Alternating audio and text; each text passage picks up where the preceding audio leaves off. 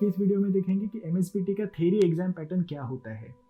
Okay, मतलब कि ये जो 100 मार्क्स हैं इसको कैसे डिवाइड किया जाता है, 70 और 30 का क्या पैटर्न है, ये इस वीडियो में हम लोग देखेंगे। ये पर्टिकुलर वीडियो सिर्फ एमएसबीटी बोर्ड स्टूडेंट्स के लिए है। तो आप एमएसबीटी बोर्ड से किसी भी ब्रांच में हो या किसी भी सेम में हो, ये वीडियो आपके लिए इंपॉर्टेंट होने वाला है। स्पेशली अगर आप सेम 1 के स्टूडेंट हो, अभी अभी आपने डिप्लोमा ज्वाइन किया हुआ है, तो आपके लिए ये वीडियो बहुत इंपॉर्टेंट होने वाला है। यहाँ पे हम लोग जानेंगे कि ये जो एग्जाम पैटर्न है, थ्योरी एग्जाम पैटर्न, ये क्या है, ये जो 100 मार्क्स है इसको कैसे डिवाइड किया जाता है। तो देखो यहाँ पे हम लोग एक एग्जाम्पल लेंगे मैथ्स का। तो मैथ्स का मान के चलो 100 मार्क्स का पेपर है, तो ये 100 मार्क्स कैसे डिवाइड किए जाते हैं। तो 100 मार्क्स जो है 2 सेक्शन में डिवाइड किए जाते हैं। एक होता है एंड सेमेस्टर एग्जाम ESE और दूसरा होता है प्रोग्रेसिव असेसमेंट जिसको PA भी कहा जाता है। तो एंड सेमेस्टर एग्जाम होगा 70 मार्क्स का और PA होगा 30 मार्क्स का। तो 100 मार्क्स को ऐसे 2 हिस्सों में डिवाइड किया जाता है। अभी ये इसमें एंड सेमेस्टर एग्जाम क्या है, तो एंड सेमेस्टर एग्जाम आपका फाइनल एग्जाम होगा जहाँ पे आपको एक रिटन पेपर देना होता है और वो होता है 70 मार्क्स का, ठीक है। और ये PA रहेगा प्रोग्रेसिव असेसमेंट, उसके रहेंगे 30 मार्क्स। तो ये जो प्रोग्रेसिव असेसमेंट के 30 मार्क्स है ये भी 2 पार्ट में डिवाइड किए जाते हैं। इसमें से पहला पार्ट है यूनिट टेस्ट का एवरेज और सेकंड पार्ट है माइक्रो प्रोजेक्ट के मार्क्स। तो यूनिट टेस्ट के एवरेज के मार्क्स होते हैं 20 और माइक्रो प्रोजेक्ट के रहेंगे 10 मार्क्स। अभी ये यूनिट टेस्ट का एवरेज कैसे निकाला जाएगा, तो आपके 2 यूनिट टेस्ट होंगे। यूनिट टेस्ट 1 रहेगा 20 मार्क्स के लिए, यूनिट टेस्ट 2 रहेगा 20 मार्क्स के लिए, ठीक है। तो अभी यहाँ पे यही बात आपको समझनी है कि ये जो यूनिट टेस्ट होगा आपका, यूनिट टेस्ट 1 और यूनिट टेस्ट 2, ये अभी होगा। अभी सेम चालू होने के बाद अप्रोक्सीमेटली 1 और 1.5 मंथ के बाद आपका पहला यूनिट टेस्ट 1 होगा जो रहेगा 20 मार्क्स का। उसके अप्रोक्सीमेटली और 1 महीने के बाद यूनिट टेस्ट 2 होगा। तो मान के चलो यूनिट टेस्ट 1 में आपको मार्क्स मिले 16 और यूनिट टेस्ट 2 में मार्क्स मिले 14। तो इसका एवरेज कैसे निकाला जाएगा, दोनों का टोटल डिवाइडेड बाई 2। तो दोनों का 16 + 14 टोटल आ जाएगा 30, 30 डिवाइडेड बाई 2 एवरेज आ जाएगा 15।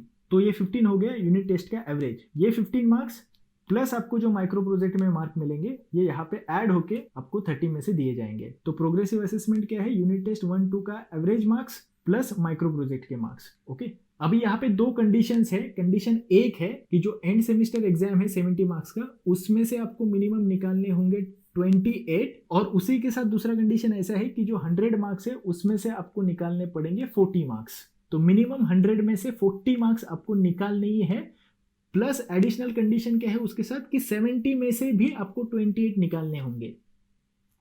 ओके, तो देखो यहाँ पे अभी अलग अलग केसेस बन जाएंगे, तो हर एक केस को देख लेते हैं ताकि आपको ये अच्छे से समझ में आ जाए। तो यहाँ पे एंड सेमेस्टर एग्जाम है 70 मार्क्स, प्रोग्रेसिव असेसमेंट है 30 और दोनों का टोटल हो गया 100। तो टोटल 100 में से आपको पास होने के लिए मार्क्स निकालने हैं 40 और उसमें और एक कंडीशन क्या है कि 70 में से भी 28 निकालना है। तो केस नंबर 1, मान के चलो किसी स्टूडेंट को एंड सेमेस्टर एग्जाम में 70 में से मिले 25 मार्क्स और प्रोग्रेसिव असेसमेंट मतलब यूनिट टेस्ट 1, 2 का एवरेज प्लस माइक्रो प्रोजेक्ट के मार्क मिला के 30 में से मिले 9।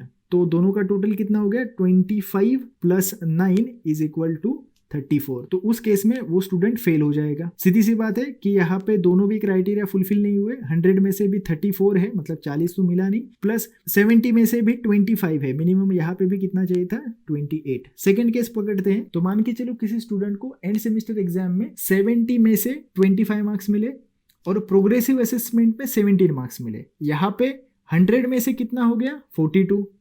लेकिन फिर भी उस केस में ये स्टूडेंट फेल हो जाएगा बिकॉज जो मिनिमम क्राइटेरिया था कि 70 में से 28 चाहिए, ये फुलफिल नहीं हुआ। 70 में से कितना मिला, 25। अभी तीसरा केस क्या हो सकता है कि मान के चलो किसी स्टूडेंट को एंड सेमेस्टर एग्जाम में 70 में से मिले 30 मार्क्स लेकिन प्रोग्रेसिव असेसमेंट में मिले सिर्फ 5 मार्क। कब बन सकता है ऐसा केस, कि जब आपने स्टार्टिंग से पढ़ाई नहीं किया। यूनिट टेस्ट में आपने यूनिट टेस्ट 1 में आपने अच्छा परफॉर्म नहीं किया, वहां पे कम मार्क्स मिले। यूनिट टेस्ट 2 में आपको कम मार्क्स मिले, आपने micro project time to time दिखाया नहीं, तो इसके लिए यहाँ पे प्रोग्रेसिव असेसमेंट में मार्क्स मिले 5। लेकिन एंड सेमेस्टर एग्जाम जो है वहां पे आपने पढ़ाई किया, तो वहां पे आपको मिल गया 30। मिनिमम वहां पे 28 चाहिए था, तो आपको मिले 30। तो इसका टोटल कितना हुआ, 35। तो उस केस में भी वो स्टूडेंट फेल हो जाएगा बिकॉज 100 में से 40 नहीं मिले। टोटल कितना हुआ, 35। ओके, किसी स्टूडेंट को मान के चलो एंड सेमेस्टर एग्जाम में 70 में से मिले 35 मार्क्स और प्रोग्रेसिव असेसमेंट में मिले 20 मार्क्स। तो टोटल कितना हो गया, 55, तो उस केस में वो स्टूडेंट पास हो जाएगा। यहाँ पे 100 में से 55 निकाले हैं तो 40 से ज़्यादा है वो, और 70 में से 35 निकाले हुए हैं मतलब 28 से ज़्यादा है वो, तो उस केस में वो स्टूडेंट पास हो जाएगा। नाउ नेक्स्ट केस, किसी स्टूडेंट को मान के चलो 70 में से मिले 43 मार्क्स एंड सेमेस्टर एग्जाम में, और प्रोग्रेसिव असेसमेंट में मिले 7 मार्क्स, तो इसका टोटल कितना हो गया 50।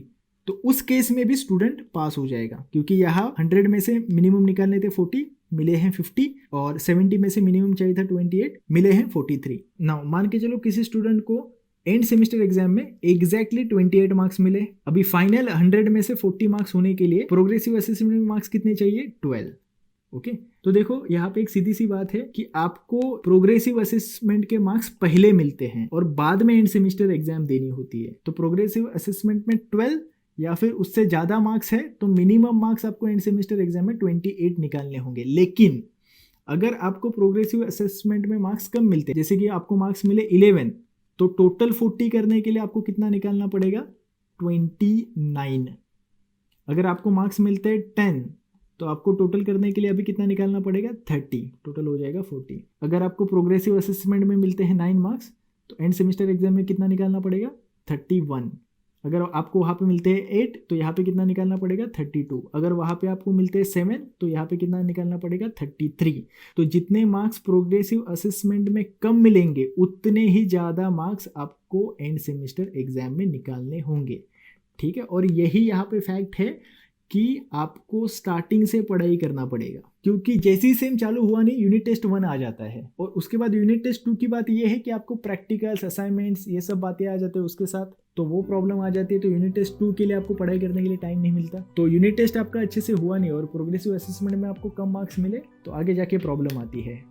और इस पैटर्न के एडवांटेज की बात करें हम लोग, तो मान के चलो आपको पीए में ज़्यादा मार्क्स मिलते हैं।